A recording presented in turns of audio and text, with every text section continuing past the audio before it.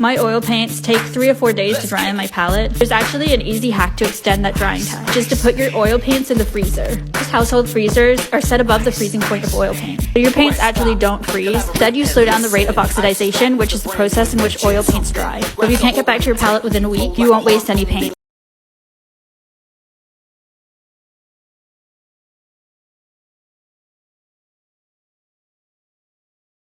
This is how I sketch. This is the brush I used. Feel free to pause. I begin by sketching a circle. It doesn't have to be perfect. Then I sketch the face shape. Much better if you use a reference. You can make some adjustments by using the liquify tool. After that, I sketch in the airs as they will help me guide on where I should put the facial features. Then I use the smudge tool or the blur tool. Stippling tutorial. Sketch out your reference image. Color in the darker areas. Use a finer pen for smaller areas and add layers. Begin to add dots into darker areas. Then add less dots in lighter areas. Rub out any pencil lines. And you're done.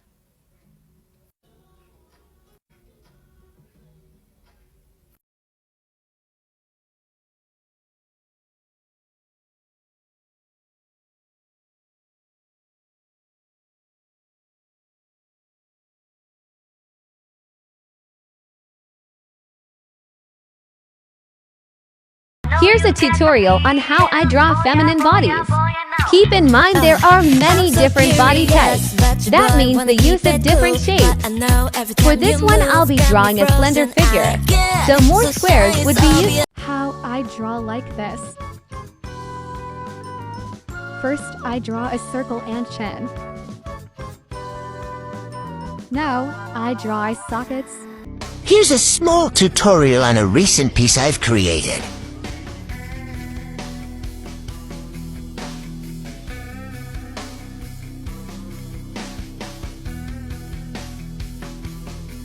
The first lesson I ever got from one of my favorite painting teachers was never to use black directly on the canvas, rather than just using it to mix into other paints. It can end up looking really flat and unrealistic. His suggestion was to always add some brown into your black. You can see here, even just a small amount creates a color that has a much greater sense of depth and space, especially if you were to use it in the background of— I don't know if you recognize me, but I used to be one of those lime lips artists on TikTok. Yeah, my old account at the time kind of blew up from these colored pencil realism portraits, but after that original account got banned, I kind of stopped making art and posting altogether. I spent a long time feeling very demotivated with art, but now it's summer and I'm gonna have more time. I decided to start up this account again to see if I'm still capable of drawing, so I'm not gonna stress myself too much over this. I wanted to keep things simple with this drawing. It's not that great, it's not as extravagant as my other stuff, and in the time I've been gone, I've been working on a style that isn't realism that I'm gonna use this tiny piece of paper as an example. So first, mark on the piece of paper like how wide you want the width of the piece to be.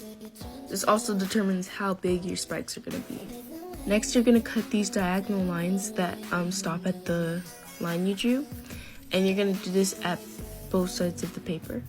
And it should look something like this. Now just flip it over and you're gonna cut diagonal lines that are going in the opposite way of the diagonal lines you drew first. So when you cut, it should create a spike. In the end, your paper should look something like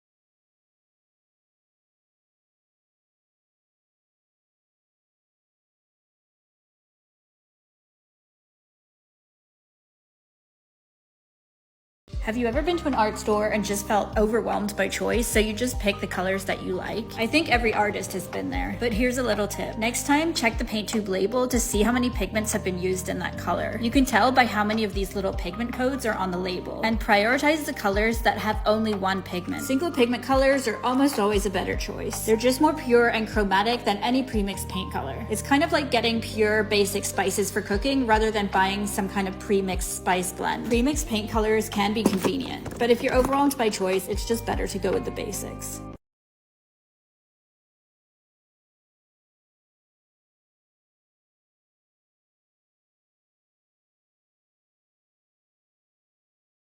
This is my series, The Good Advice That I Often Ignore as a Professional Painter. Part 4, Always Paint Dark to Light. It's really important to learn the painting rules, but also to know that there are exceptions. And as long as you understand the reasons they're taught, you don't have to follow every one. There's lots of reasons why painting from dark to light is a good strategy. As a painter, one of the most important elements to capture is light. So it makes sense to start dark and then add the midtones, then the lights. This method allows you to keep the darks thinner and more transparent, and also helps prevent muddy colors. But it's just one rule that has never suited my painting style. And it's okay to paint light to dark or middle out. Even Sargent hated this rule, starting with his midtones and adding the darks and lights at the end. There are as many painting methods as there are painters. These rules are only there to help guide you, but you can start however you want and do whatever you want if that's what works.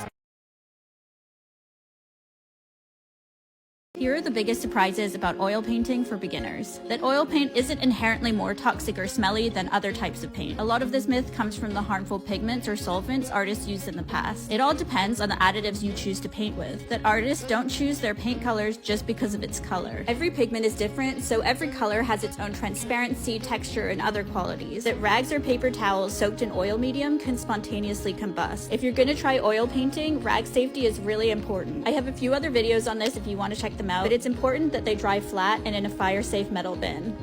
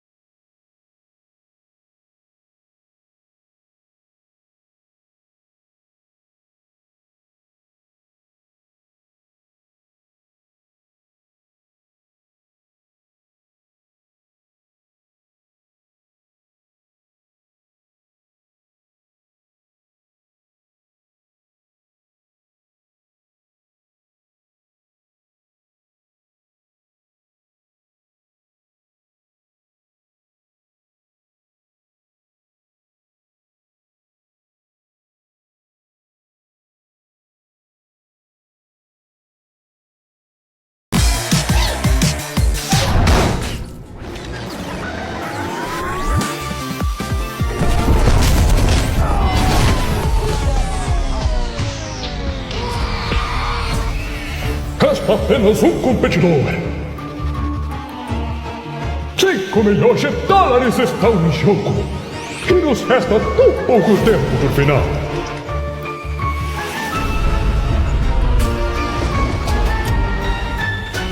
Acha que tem a coragem e determinação necessária?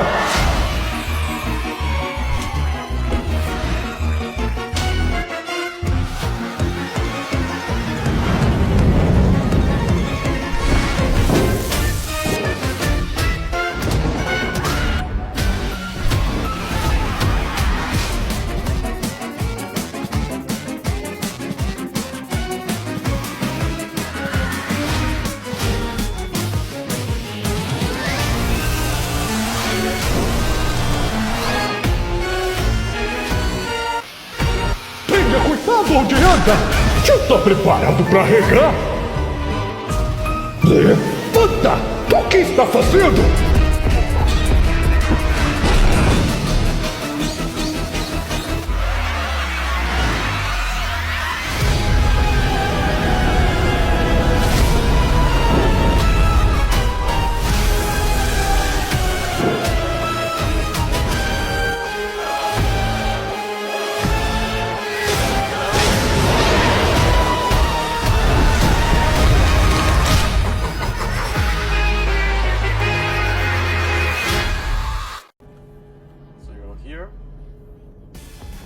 Oh, I found a skirt. Yay.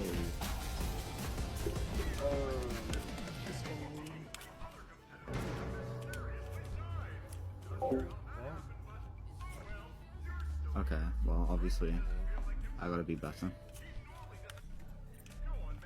Yeah. You in my stream? I really do have the time doing it normally versus with the skip. No, he's cooking. He's not cooking. Oh, he is cooking. Wait, how fast is it to go? I am indeed. Yeah, what's up? Oh, you're in a run, right? Yeah, wait, let me just... Me? Oh no.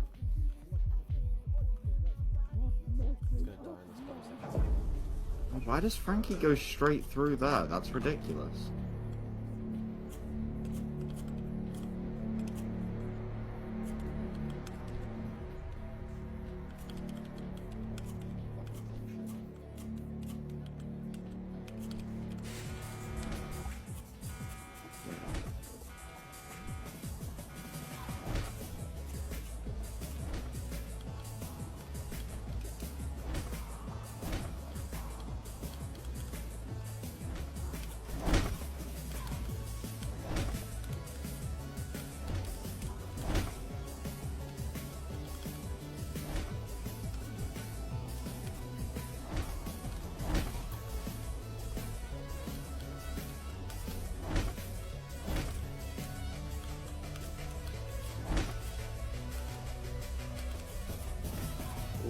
Looks good, looks good.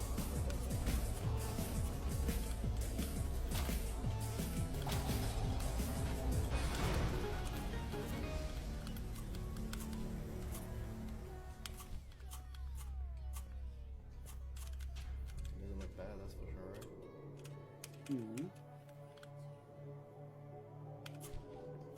Anyway, I'm gonna pop up the call. Let me know if you need any more help, okay? Alright, will do. Thank you. See you. Catch you.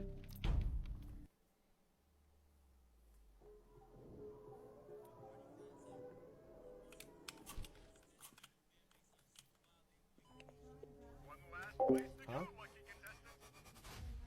Yeah. In 2 minutes.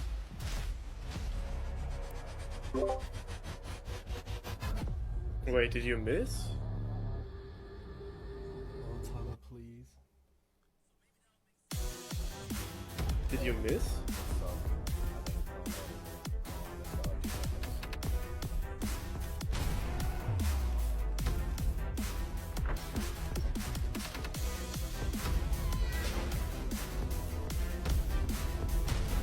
Don't fail, don't fail. Ooh. 11. Yeah, it's one.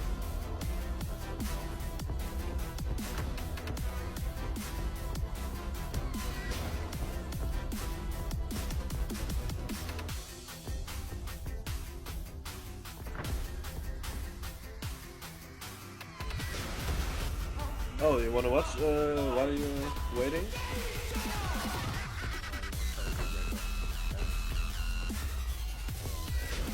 Oh wait. Bring it on. Oh, I switched on my game. Wait. Now.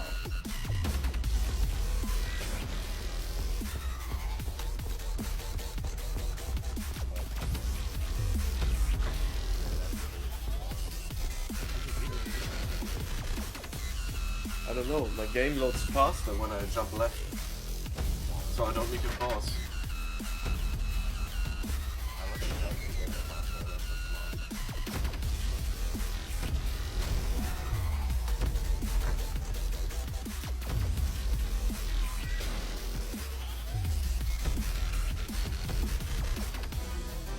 It's try to recreate it like consistently.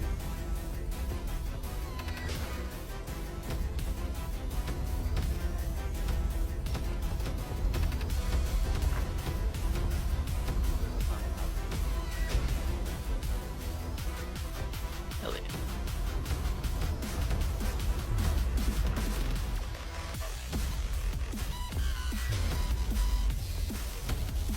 Mess up. Don't mess up.